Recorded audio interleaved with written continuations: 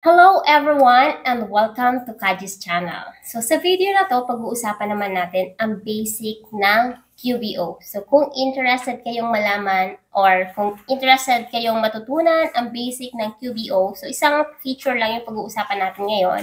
Please keep on watching until the end. Do not skip para wala kang mamiss na tips and tricks na i-share ko throughout the video. So without further ado, let's get started!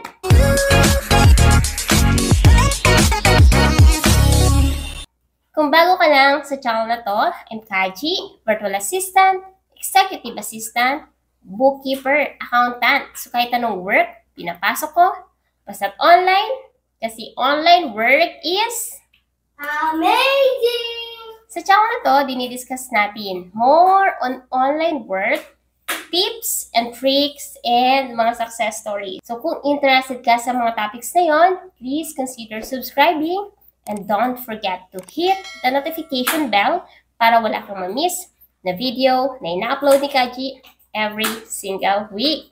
Kung gusto mong mag-add ng customers sa QuickBooks ng client mo, meron tayong dalawang way para gawin yan. Pwede kang mag-add ng isa-isa or you can import it through a CSV file, okay?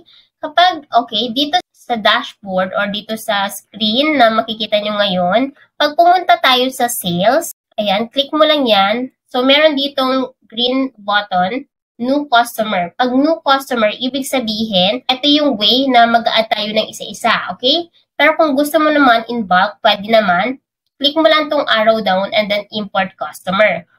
Dito, meron tayong sample file na pwede mong i-download. So, try nating i-click yan. Alright? And open natin. Makikita mo dito, ito yung mga data na hinihingi ni QuickBooks para makapag-import tayo ng customer list sa QuickBooks. So, meron tayong name, company, customer type, email, phone, mobile, fax, website, street, city, state, zip, country, and so on. Ayan, meron tayo ditong opening balance. So, siguro tinatanong mo, lahat ba yan kailangan para makapag-import ako ng customer list sa QuickBooks? Hindi po, okay? So, itong opening balance, hindi to importante, lalo na kung pa-open lang ng company ng client mo or yung mga i-create mong mga customer, wala namang outstanding balance sa inyo, okay? So, for example, try natin i-upload ito mismo na-download natin sa QuickBooks. Okay? So, papalitan ko lang ng pangalan. Ayan. G. Ayan. So, yun lang yung papalitan ko and isa-save ko siya. Okay? And then, i-upload ko lang yung tamang file. Next. Ayan. Ayan. So, kung makikita nyo, meron ditong mga green check, meaning na-map natin ng tama yung mga in-upload natin. So, actually, meron tayong tatlong step para makapag-import ng customer. Number 1 dyan is to upload. Or, of course, bago ka makapag-upload, you have to create yung CSV file. Okay? The next one is to upload it sa QuickBooks. And third is to map it. So, ito yung ginagawa natin ngayon. So, minamap natin na yung field na nasa CSV file ay nagmamatch sa field na nasa QuickBooks Online. For example, yung name sa QuickBooks Online ay name dun sa CSV file.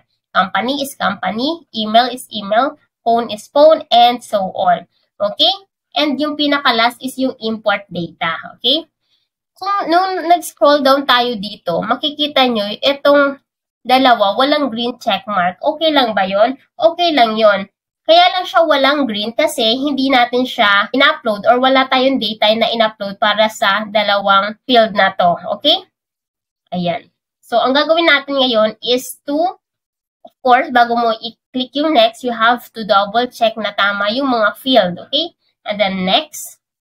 Ayan siya. So, ito na yung next view mo. So, kung makikita mo, may opening balance dito. Kung tanggalin natin yan, okay lang naman. Makakapag-import pa rin tayo. Okay? And then, meron tayo ditong currency. So, you have to select yung frequently used currencies nung supplier or nung customer na yan. Okay? So, for example, si Jean, ang currency niya talaga is USD. So, same kay Kaji, USD. Ayan. Okay? So, yun yung way na imamap natin yung mga field dito sa QuickBooks Online. Halimbawa, bago natin i-import, let's try to import a CSV file na onti lang yung details na kaya nating i-provide. Okay? So, i-close natin to. Yes. And then, open natin yung kanina. Ito siya. Ayan. Ayan siya. So, ngayon, tatanggalin natin yung iba. Wala tayong data sa iba, maliban dito sa name, company, and email. Tapos, isi-save ko lang siya. Continue. And close ko yan. I-upload ko ulit. Dito, import customer, ayan, browse, and select ko lang yung correct file, next, so ganun din, imamap ko lang din kung tama, name is name, company is company, email is email, next, so ayan siya, pwede pa rin, okay? Kapag clinic mo to, ibig sabihin lahat yan sinaselect mo, or you can just select kung ano lang yung gusto mo, okay? Kung gusto mong palitan yung currency, okay lang, ayan, and then import. Ayan, so 2 of 2 customers successfully imported. So, yun yung first way na pwede natin gawin. We can also create a customer or add a new customer one by one.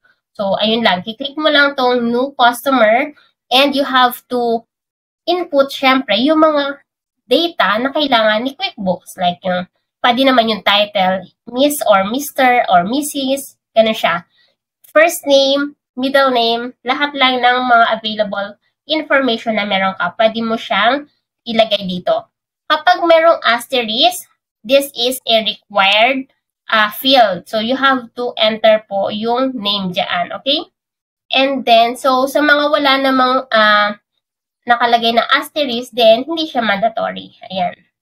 May notes, may tax info, payment and billing, language, and attachments siya, okay?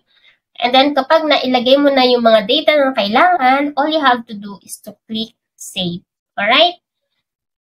Ngayon, nakapag-import ka na ng CSV file, nakapag-create ka na ng new customer ng isa-isa, meron pang other way para kapag-import tayo ng CSV file. Okay? So, kung kanina pumunta tayo sa sales, tapos eto na siya sa arrow down, pag pumunta naman tayo sa gear icon, tapos, select mo yung import data under the tools, import data, ayan. So, you have the option here to upload your data using a CSV file. So, katulad nito, customer. So, yun yung ina-upload natin kanina. Ganun din siya, yun nga lang, iba lang yung pinuntahan mo. Ibang daan yung pinuntahan mo, pero same kayo ng patutunguhan, okay? So, yun lang. So, pwede ka rin dito mag-import ng bank data, ng suppliers, COA, yung products and services, invoices, and bills. So, sana marami kayong natutunan sa video na to. And kung meron kayong clarification, just let me know sa comment section and Kaji will try to answer that as soon as I can. Or kung mahirap i-explain sa comment, I'll try to make another video to explain everything. So, that's all for today. And I hope to see you sa next video ko. Bye!